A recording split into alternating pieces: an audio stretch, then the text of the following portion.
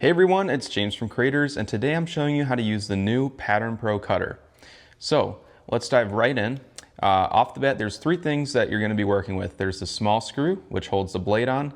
This white slider here, it handles the safety cover.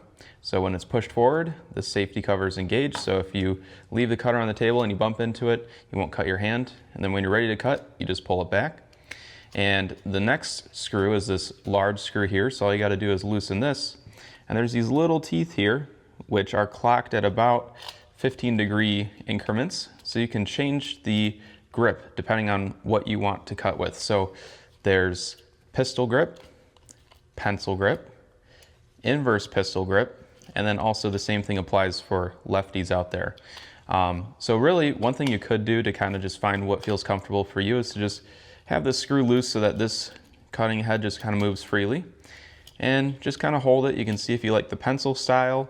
Some people like a little bit of an angle here to kind of just fit into your hand. So it's almost like a very gradual pistol style grip. Or the classic pistol style grip works well too.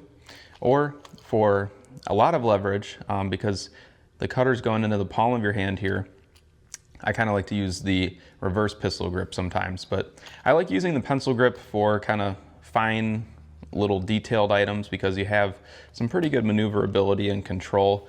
But if you're just doing kind of big wavy pieces, the pistol grip is just fine. So now that you know how to set up the grip, let's dive into how to cut with this. All right, and one thing I wanted to add is that it's very important what surface you're cutting on. So we highly recommend that you cut on a self-healing cutting mat. That'll not only protect the blades, but it'll also help the surface below to not get scratched. So another work surface that is good is just a wooden kind of workbench table. But make sure you don't care about the surface getting scratched because these are razor blades. They will scratch up the surface it's on. And the biggest thing is that whatever surface you're cutting on, make sure that it's a hard surface. That'll help the razors get through the paper a lot easier as opposed to something that's kind of squishy. You'll run into some issues if you have a really soft cutting surface, like if you tried cutting on carpet or something like that. All right, so the first thing you want to do is practice cutting. So all you got to do is just take a piece of scrap paper and preferably use the kind of paper that you use when you're working with your patterns. And once you found your grip, all you got to do is just, practice cutting. So try to remember that the blades have to stay perpendicular to the paper. And this is because there's these two blades here. So if you think about it, if you're leaning all the way here, there's only this one blade that's contacting it. So you want to make sure that the blades are perpendicular. That way they both press into the paper. So real quick, you can just kind of find the right pressure by just doing a practice score. So you can kind of see this had almost enough pressure, maybe a little bit more, and also it only cut out on one side. So since it cuts out more so on the left side, that means that we're probably a little bit angled this way. So we need to kind of correct it and go the other way. So we'll do that, and we'll also push down a little bit harder. And there we have a lot better results getting our paper to cut all the way through. Okay, so when it comes to actually cutting out our patterns, it's good to be a little bit strategic about what we're cutting out. So I would recommend if you have a pattern that has a really teeny tiny piece like this foot on this bird, to actually cut that out first, because it'll just be easiest because you have all of the paper together to just kind of take little bites out of it. That way you can cut that out first. And then after the teeny tiny pieces, then what I would do is go for the big cuts. So the long continuous lines, kind of like this line here. You could almost have it just branch into one motion going all the way down to here. So that's what I would recommend kind of for a process of cutting out the certain parts of it. So when we're cutting, what we want to be looking at is pretty much the edge of this blade, or kind of if we're looking from an above point of view, we want to be looking down the middle of the blade and pretty much just imagining that, this is the wheel of a train essentially, and the pattern is our track. So we just want to follow the track.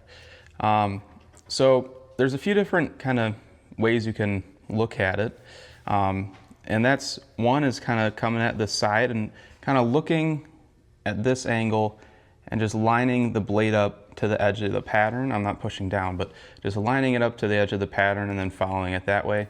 Or like I said before, I'm gonna do this kind of from like a, third person view. So you would be holding it like this, but essentially you'd be looking kind of down the blades like this and having it following the path, kind of looking down at it like that if you're standing above the cutter. All right, we'll just go ahead and cut out this kind of long little like strip piece here. So I prefer to pull the cutter back towards me when I'm cutting. So first we'll go on this line and we'll just come and follow it through.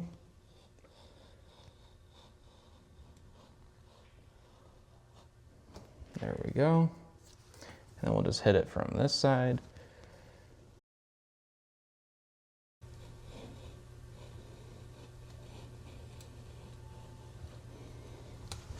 And then lastly, we just gotta take this little part out here.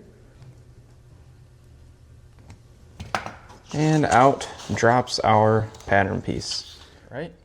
So all we gotta do is just, once again, apply some pressure and really just almost, I'm not even pulling the blade, I just kind of pushed and then turned it around that little area. So I'm just gonna do the same thing over here.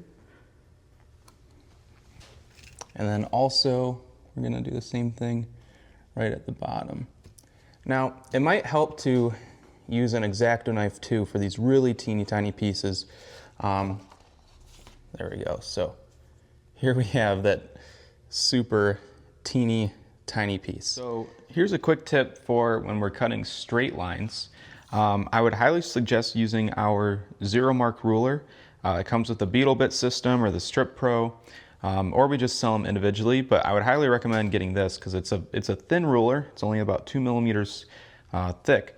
And pretty much all you got to do, similar to, scoring a straight line, and with your glass, you just have to line it up on the line where you want it.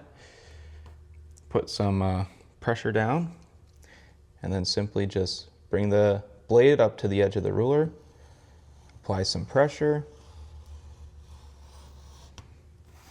and there we go. So now it takes the strip out, and that's how we have our straight cut there. So, all right, and then a quick little tip for using Piper's pattern paper, which is a great paper for doing patterns with because it's a water-resistant kind of adhesive-backed cardstock, so it sticks onto your glass and it stays there while you're grinding, which is great. But my recommendation is that when we're using this paper, we want to start not from the edge of the paper or like kind of coming in from here, because sometimes the adhesive likes to, it wants to carry with the blade, so sometimes it'll pick the paper up with it, which can lead to the blade getting clogged, but it's really easy to take it out, and I'll show you in a second here. Now, just for example's sake, I'm actually going to come in from the edge so that it actually does pick up some paper.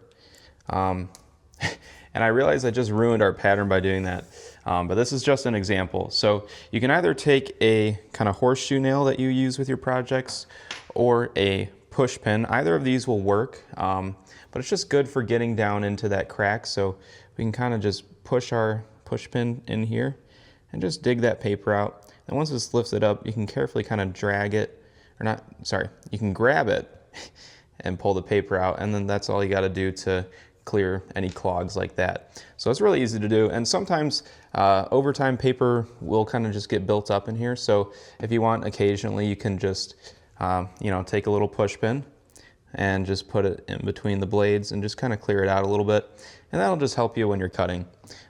So just kind of like a little general maintenance tip is to just kind of clear out the blades every now and then.